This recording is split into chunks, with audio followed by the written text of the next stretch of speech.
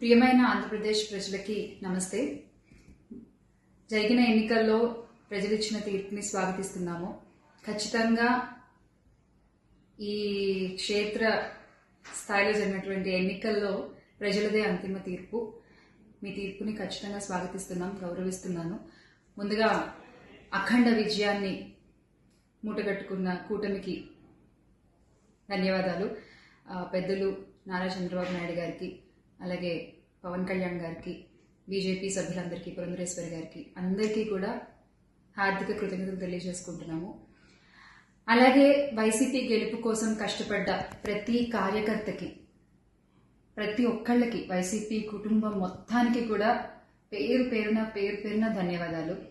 Yes, ఓడిపోయాము, కానీ ఒకటి గుర్తుపెట్టుకోవాలి, గెలిచిన నాడు ఎప్పుడూ విర్రవీగలేదు విజయ గర్వంతో.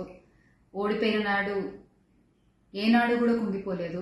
అలాగే ఈసారి కూడా మన జగన్మోహన్ రెడ్డి గారు మరింత బలాన్ని పుంజుకుని మళ్ళీ ఖచ్చితంగా మీ అందరి సపోర్ట్తో మనందరం కలిసి జగనన్నతో నడిస్తే ఖచ్చితంగా మళ్ళీ ఒక మంచి ప్రభుత్వంగా మనం ఏర్పాటవుతాము. దేవుడిపై నమ్మకం ఉంచి ప్రజలకి మంచి జరగాలని కోరుకుంటూ, ఎస్, ఎప్పటికీ జగనన్నతోనే అందరం కలిసి నడుద్దాము, మంచి చేద్దాం. ఏదైనా ప్రజలకి మంచి జరగడం ముఖ్యం. ఈ 5 ఏళ్లు కూడా ఆంధ్రప్రదేశ్కి ఎంత మంచి జరగాలో అంత మంచి జరగాలని మనస్ఫూర్తిగా కోరుకుంటున్నాను.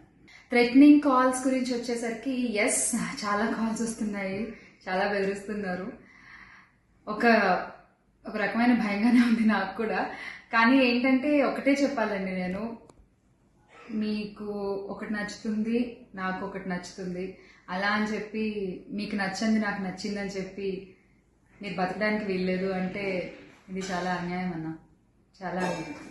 సో ప్లీజ్, దయచేసి ఏది కూడా వ్యక్తిగతంగా తీసుకోవద్దు. నేను వ్యక్తిగతంగా ఎవరిపైన విమర్శలు చేయలేదు, చెయ్యను కూడా. ఎప్పటికీ నాకు చాలా గౌరవం. ఎవరన్నా కూడా వ్యక్తిగత విమర్శలు ఏవి నేను ఎప్పుడు చేయలేదు, చేయని మళ్ళీ చెప్తున్నాను. సో దయచేసి మీరు కూడా ఏది పర్సనల్గా తీసుకోవద్దు. ఎస్, ఒక పార్టీని గెలిపించేటువంటి ప్రయత్నంలో నేను ఎంత చేయాలో అంతా చేశాను, ఉన్నదే చెప్పాను, లేనిది ఎక్కడా మాట్లాడలేదు. దయచేసి దాన్ని అర్థం చేసుకుంటారని కోరుకుంటున్నాను.